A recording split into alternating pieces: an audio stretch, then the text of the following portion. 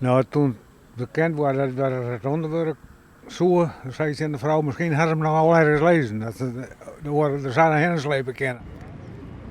Nee, talloze onveilige situaties binnen de rotondes in Damwoord waarom. Ook de tijd van omrijden is dus haast voorbij.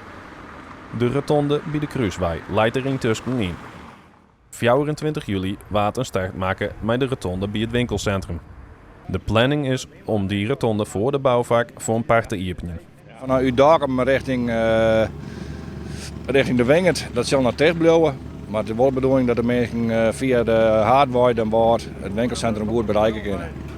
De werkzaamheden onder de rotonde bij de Kruiswei binnen ook goed vooraan. Het is heel goed gegaan. In de kraapordening 6 weken tijd hebben we dat realiseren kunnen. Mede door een goede inzet van uw personeel en ondernemers. En ik moet zeggen dat het heel netjes ging.